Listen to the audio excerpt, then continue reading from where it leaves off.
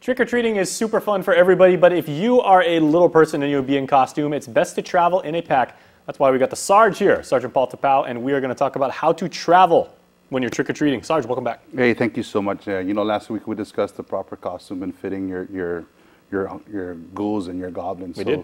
So this week, you know, we're going to focus on, you know, just pretty much safety in general and what to do in Halloween.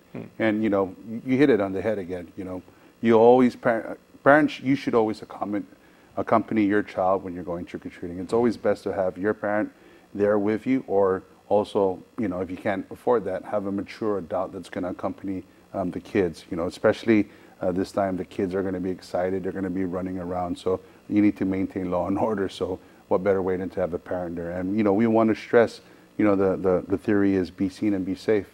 You know, look for reflective devices such as a flashlight will always work well, or you can actually use the glow sticks that are going to be given out to various places. So take advantage of the opportunity to obtain a glow sticks, because you want to be seen and, you know, you want to be safe.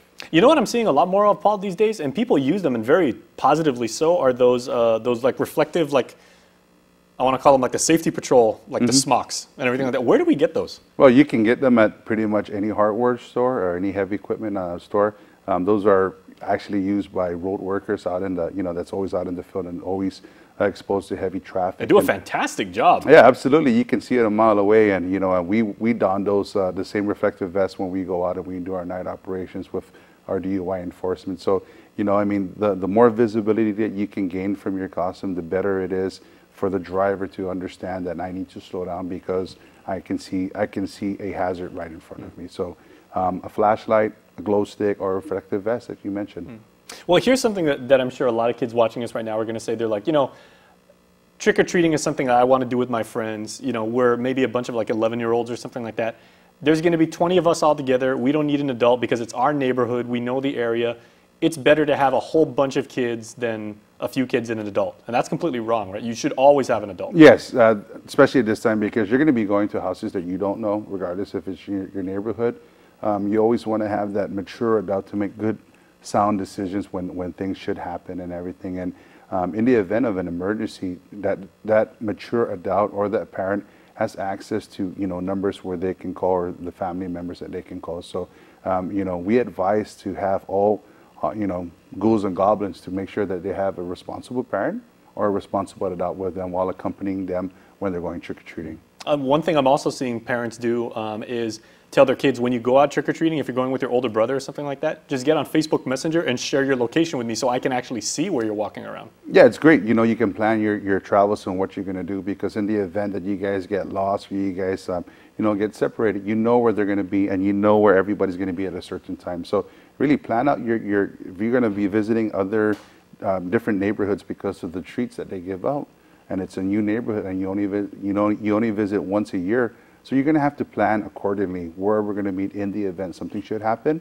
Have that in the back of your head. You know, make sure you have a plan in store in the event something should happen. All right. What do we got this week for Crime of the Week? This week is an armed robbery that happened right out here on the Harmon Loop Road. Okay. This is our neighbor, so we want you to know how you can help.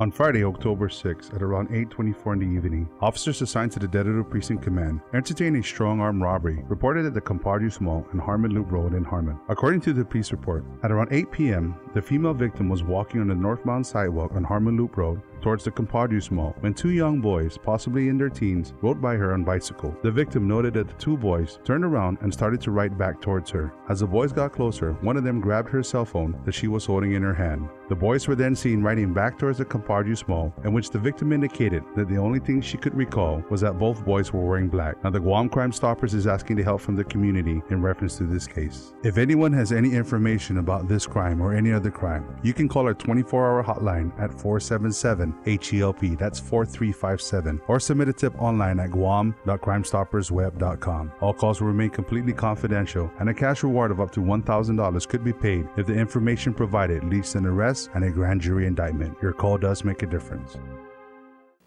All right, everybody, we love being here in Harmon. It is our home, and we want to do the very best that we can to help keep our village safe, so please help us do the same. And you got some other information you want to pass along? Yeah, you know, if parents want to see or you want to go take your ghouls and goblins to a safe alternate site, please join us down at the Agani Shopping Center from 4 to 6.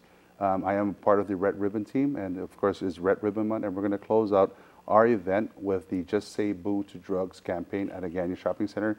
There's going to be free candy going to be given out, and you're going to get a chance to meet the members of the Red Ribbon team that's been visiting the various schools throughout our drug-free campaign. So again, it's Halloween day or Halloween night from 4 to 6 at Agana Shopping Center. Okay, final thought. What's your costume this year for Halloween? You know, somebody sent me a text. They said their child wanted to be Officer Tapao, and I was really taken back by that. So nice. I was like, really, thank you so much. But you know, this year, I guess I'm gonna probably, I don't know, I might just have to think about it as it comes along. I'm not one to plan or anything, but really it was, you know, that's something that I need to think about. We'll tell you what, Sarge. We are going to go to commercial break. Let's go roll by the dungeon and we'll go pick out some costumes. Hey, you know, there's parking that's going to allow us to park, so we'll make a check together. All right, we have got a job to do, so we will see you on the flip side of this break. We got costumes to pick up.